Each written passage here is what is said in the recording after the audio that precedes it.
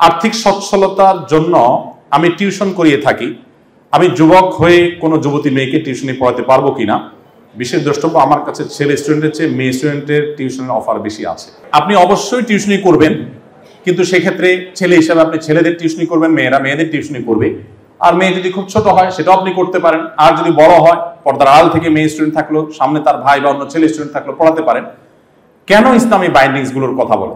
আমাদের কাছে একটু সেকেলে লাগে, আমাদের কাছে একটু বিরক্তি লাগে, আমাদের কাছে মনে হচ্ছে ইসলাম আমাদেরকে আটকে রাখছে একটা ভাব।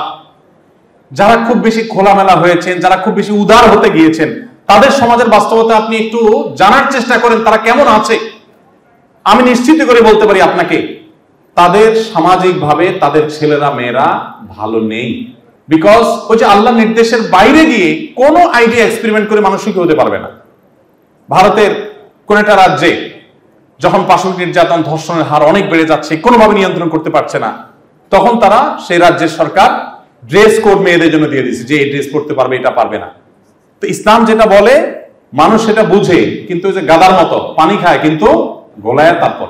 অতএব এই জায়গাটাতে কোন একজন মনীষী, কোন একজন বিজ্ঞানী বলেছেন না যে একজন ছেলে, একজন মেয়ে, একজন পুরুষ, একজন নারী যদি তারা গায়ে মাহরাম হন, একান্ত নিজের ব্লাড, নিজের মা বোন, ঘরের মেয়েরা না হন, অর্থাৎ যাদের সম্পর্কে রক্ত সম্পর্ক আছে, এরকম মেয়েরা যদি না হন, তাহলে সেক্ষেত্রে একজন ছেলে একজন মেয়ে কখনো তথাকথিত ভালো বন্ধু হওয়ার কোনো স্কোপ নাই। এটা একটা প্রতারণা, এটা সেফ একটা প্রতারণা।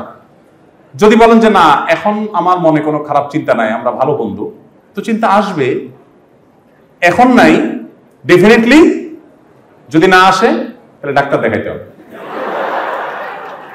না আসার মানে হলো আপনি অসুস্থ। আল্লাহ সৃষ্টি করেছেন এভাবে, আপনার ভিতরে আকর্ষণ হবে। আকর্ষণ হয় না, তাহলে আপনি দ্রুত ডাক্তার দেখান। তো এই জন্য আল্লাহর এই বিধানটাকে মেনে চলতে হবে ইনশাআল্লাহ।